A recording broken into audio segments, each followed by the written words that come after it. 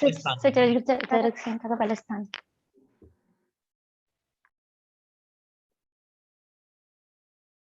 पहला चैप्टर हमने किया था, ठीक है, आयुष कामी। वो सबसे बेसिक्स और इम्पोर्टेंट चैप्टर था, ठीक है, तो उसको ये ध्यान रखना।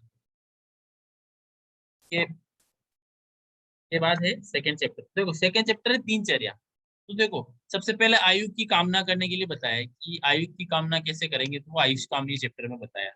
उसमें मंगलाचरण बताया, या फिर उसमें सारी चीजें बताती, दोष, धातु, मल, कैसे वृद्धि कैसे होती है, किस तरह से उनका प्रकोप होता है, ये सब, ठीक है। अब नेक्स्ट चैप्टर कौन सा है इसका? दिनचर्या। दिनचर्या का मतलब क्या है कि आपको यहाँ दिन के अंदर भी नहीं, पूरे 24 घंटे के अंदर जो चर्या है 24/7, उस चर्या का वर्णन बताया है कि उसको हमको कैसे फॉलो अप करना चाहिए, क्योंकि दिनचर्या एक स्वस्थ व्रत का पार्ट है। और स्वस्थ व्यक्ति, आयुर्वेद का प्रयोजन भी क्या है? स्वस्थ से स्वस्थ रक्षण मातुर से विकार प्रशमनम। तो स्वस्थ व्यक्ति के स्वास्थ्य की रक्षा कैसे की जाएगी, वो इस रिगार्डिंग हमको समझाएंगे कि हमको उठ के ये चीजें करेंगे, इन इन चीजों को फॉलो करेंगे तो हमारे हेल्थ मेंटेन रहेगी, ठीक है ना। इसमें ये शुरू कर रहे हैं सबसे पहले कि सबसे पहले क्या बोलना चाहिए, ब्रह्म मुहूर्त में उठना चाहिए। तो देखो यहाँ लिखा है ब्रह्म मुहूर्त उत्तिष्ठेत स्वस्थो रक्षार्थम आयुष्य। ब्रह्म मुहूर्त, ब्रह्म मुहूर्त का मतलब होता है सूर्योदय से एक प्रहर, सॉरी एक मुहूर्त, या फिर इतना ही एक याम का काल, ऐसे। तो इसमें एक बार मेरे को टीका में देखना पड़ेगा कि एग्जैक्टली ब्रह्म मुहूर्त क्या होता है, लेकिन सूर्योदय से पहले का काल है। सूर्योदय से हो सकता है एक मुहूर्त पहले का काल हो, वो ब्रह्म मुहूर्त है, ठीक है। तो वो बोल रहा है कि ब्रह्म मुहूर्त उत्तिष्ठेत। उत्तिष्ठेत का मतलब उठना चाहिए, स्वस्थ हो, स्वस्थ व्यक्ति को रक्षार्थम आयुष, मतलब आयु की रक्षा करनी है। तो आयु की रक्षा क्यों बोला है? पहला प्रयोजन है हम स्वस्थ व्यक्ति ही स्वस्थ रहे, इसके लिए आयु की रक्षा करने के लिए, मतलब अच्छे से वो हेल्दी लाइफ चाहिए, इसके लिए तो ब्रह्म मुहूर्त उत्तिष्ठेत स्वस्थ रक्षार्थम आयुष पहला श्लोक। उसके बाद इसने नेक्स्ट बताया शौच एवं दंत पवन। मतलब उसके बाद क्या बोल रहा है कि क्या करना चाहिए, तो शौच क्रिया करनी चाहिए, मतलब जो भी मलमूत्र का त्याग करने के लिए बोल रहे हैं। तो देखो लिखा है शरीर चिंता, इसका अनम्यूट है क्या? किसी का हरीश म्यूट करना।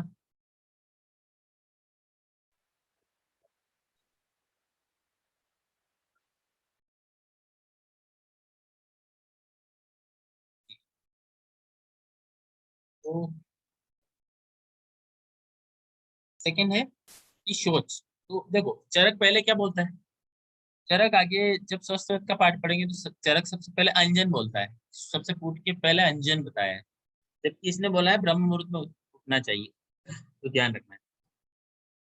चरक चरक सूत्र 5 में बोलता है, ठीक है ना, मात्रा सी अध्याय में वहां पर बताया, जबकि यहाँ पर दिनचर्या अध्याय में बोला है। तो देखो शरीर चिंताम निवृत्य कृत शोच विधिस्तता, मतलब यही है कि शरीर चिंता से निवृत्ति, मतलब यही जो आपने रात्रि का आहार खाया उसकी निवृत्ति, वो पच जाए तो उसको हमको त्याग देना चाहिए। तो ये, उसके बाद देखो ये शौच हो गया। तो सिंपल मोशंस क्लियर करने के लिए बोल रहा है, ठीक है, ब्रह्म मुहूर्त में उठे। उसके बाद क्या बोल रहा है कि आपको दंत पवन। तो दंत पवन का मतलब सिंपल है, ब्रश करना। अपन जैसे अभी तो ब्रश करते हैं, लेकिन पहले के जमाने में अच्छे बोलते थे दंत पवन। दंत पवन के लिए इसने कुछ प्लांट बताए, तो ये आपको याद रखना है क्योंकि क्वेश्चन आता है यहाँ से। अर्क, अर्क का मतलब क्या है? मदार, मदार अर्क है ना। न्यग्रोध, खदीर, करंज, ककुब। ककुब का मतलब अर्जुन, ठीक है ना। तो अर्जुन क्या है, कौन सा रस है? कषाय रस है। कोई बताएगा अर्जुन का रस क्या है? अर्जुन कषाय रस वाला प्लांट है। देखो अर्क, न्यग्रोध, खदीर, करंज, ककूब, है ना, प्रात भुक्त्वा च मृद्वग्र मृदु अग्र कषाय कटु तिक्तम। तो देखो कौन कौन सा रस है? कषाय कटु तिक्त रस वाली धातु ने। तो ये क्वेश्चन आता है कि वाग्भट ने या अष्टांग हृदय ने किस रस की धातु का प्रयोग बताया गया है। तो ये ध्यान रखना कि आपको आंसर क्या देना है, कषाय कटु तिक्त या फिर कटु तिक्त कषाय, ऐसे सीक्वेंस आएगा। लेकिन सीक्वेंस अगर ये आए कषाय कटु तिक्त तो यही देना है, ठीक है, ये ध्यान रखना है। तो अब आपको ये नाम याद रखने हैं। पहला क्या? अर्क, न्यग्रोध। न्यग्रोध किसको बोलते हैं? रुचि जी, बरगद। Very good. Sorry doctor Anil, पहले मैं अनम्यूट नहीं कर पा रही थी इसलिए आपको रिप्लाई नहीं किया। हाँ, खदीर, खदीर का पता है आपको? हाँ, बबूल नहीं, बबूल अलग होता है। अलग है खदीर क्या? ओके खदीर बबूल होता है अकेशिया अरेबिका, ओके। जबकि खदीर होता है अकेशिया कटेची। तो दोनों अलग अलग प्लांट है, ठीक है। तो अर्क, अर्क होता है कैलोट्रोपिस प्रोसेरा। नेग्रोथ वट होता है फाइकस बेंगालेंसिस। खदीर अकेशिया कटेचु। करंज, करंज का नाम किसी को पता है क्या? एक स्निग्ध पत्र बोलते हैं, that I know. Botanical name? नहीं, पोंगेमिया। पोंगमिया पिनाटा। पोंगे में पिन्नाटा, ठीक है। ककूब, ककूब किसका पर्याय है? अर्जुन। अर्जुन। अर्जुन का botanical name? Terminal terminally arjuna. Arjun है। आपको मैं शायद संहिता पढ़ाते पढ़ाते लगभग सारी बॉटनिकल नेम याद भी करवा दूंगा।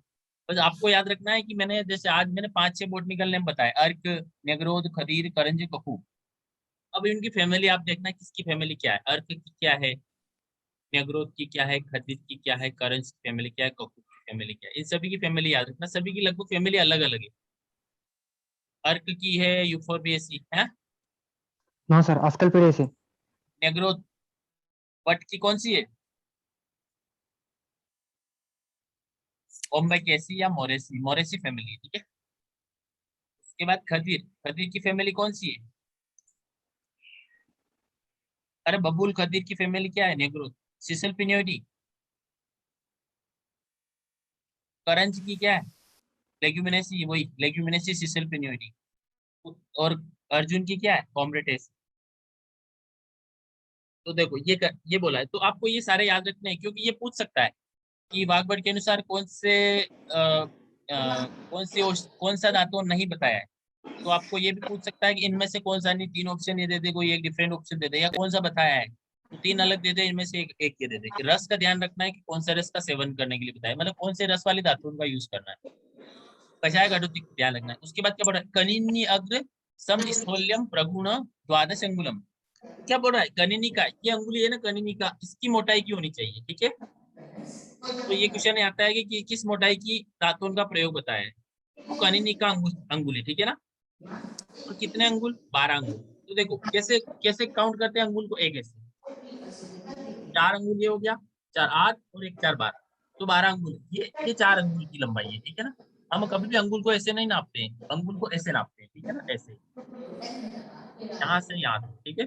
तो ये 4 और 4 कितने लंबाई का? 3 गुना, ठीक है, तो 12 अंगुल हो जाएगा। तो 12 अंगुल लंबाई कनिश कनिन कनिनिका अंगुली की प्रमाण का, या उतनी मोटाई का। फिर क्या बोल रहा है? बक्षेत दंत पवनम दंत मांसान अबाधित। ये बोल रहा है कि हमको दंत